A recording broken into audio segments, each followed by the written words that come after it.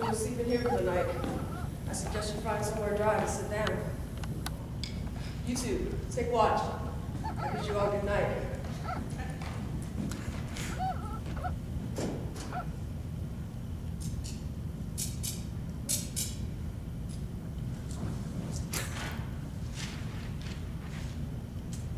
Sir, I hope we shall be able to keep the north side of the Santee clear of the enemy and prevent them from driving off much.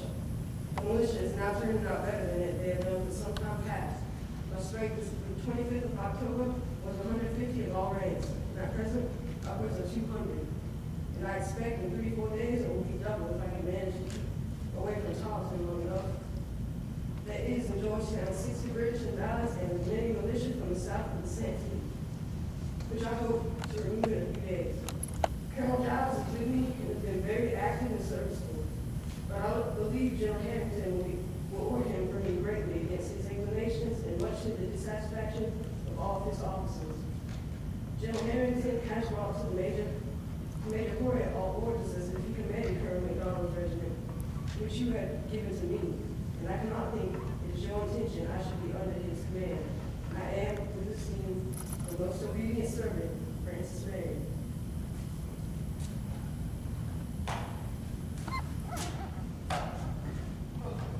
Y'all sit here. I suggest you may get some rest before the morning. There's going to be no dogma in this camp. That reminds me, I haven't introduced you to the way this camp is run. You new fellows from Canada. I suppose I can fix that now. There will be, under no circumstances, any foul behavior in this camp. I strongly discourage any of you from taking in the consumption of spirits. I find that alcohol will only make a man's character foul and unsavory. You probably noticed my falter by now.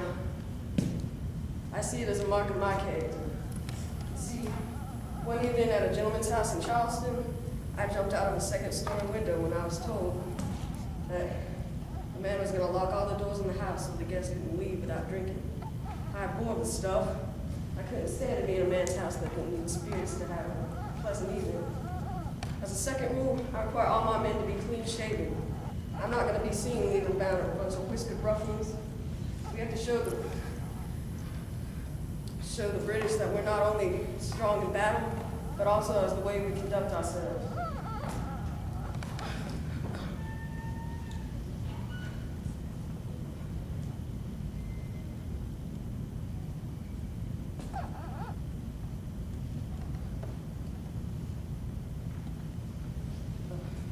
I also encourage all of you men, whenever we're stationed in town, to go to church at all times. I believe that when a man is at amends with the Lord, he's more prepared for death. You never know when a stray bullet's going to hit you. This is a war, after all. You're all free to go if you wish. But if you like, I give you a brief summary of my life up until now. It seems to me that if a man knows who is about his leading officer, you might trust him a little bit more. I was born here in South Carolina, just like most of you, raised in Berkeley County, schooled in Georgetown. By the time I was 15, I had become a sailor.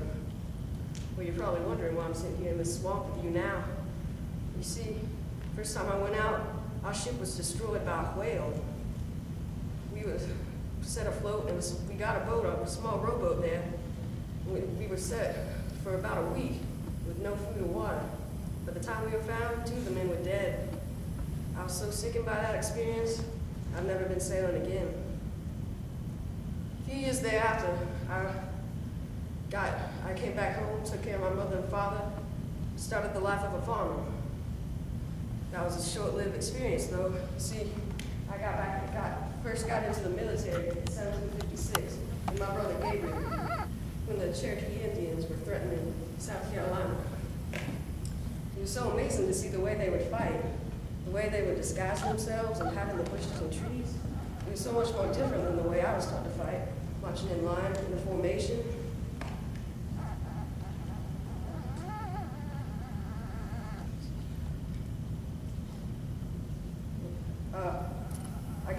Thankfully, I made it through that war, though, and came home and started farming again. For a few station of Pond Bluff. Some of you may know about it, right after that. But soon thereafter, I got into this war. See, I remember how my grandparents had to suffer in France. They were French Huguenots, you see. They suffered under political and religious, they were stressed politically and religiously, and they had to leave their country. It's because of that I fight in this war, for freedom, for justice. Some of you may not understand this yet, though. You haven't experienced your first battle. I remember mine like it was yesterday. February 22nd, 1776. See, we set up a fort down on Sullivan's Island. I remember that morning seeing those 10 or so British warships on the horizon. My heart was set aflutter, and I was afraid for my men, but I was proud to be representing my homeland. It wasn't long before I could hear the fire of gun shells in the distance, so I frantically ordered my men to take the left wing. I was in command there. I remember Colonel Moultrie had told me earlier that morning we were short on ammunition. I ordered my gun captains to conserve their shells and their powder. But we fought amazingly well for our limited supplies. It seemed like every shot we made cut right through a British flagship. I personally made the last shot of that battle, cut straight through a retreating flagship. I'd never been more proud to be an American than that day.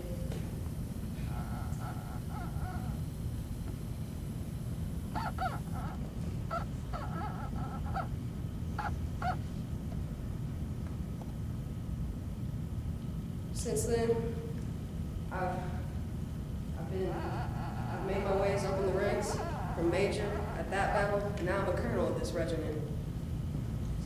It seems to me that after that, I made my way north up to the Continental Army camp to meet General Gates. On my way, I made quick, powerful attacks on the British troops that were stationed here in the Low Country. It seems to me, well, I adopted those peculiar attacks the Cherokee Indians used so many years ago. It seems to me that the quicker we strike, the fewer casualties we have, and that we strike a sense of fear into the enemy. Well, by the time I reached the Continental Army camp, General Gates ordered me to seize the Santee River. I see that I've done that to the best of my abilities so far.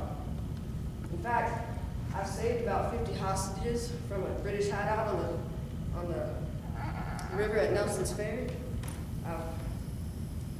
And we've had 2 successful attacks of the regiments of Colonel Tynes and Colonel Ball at Black Mingo Creek and Tierco Swamp.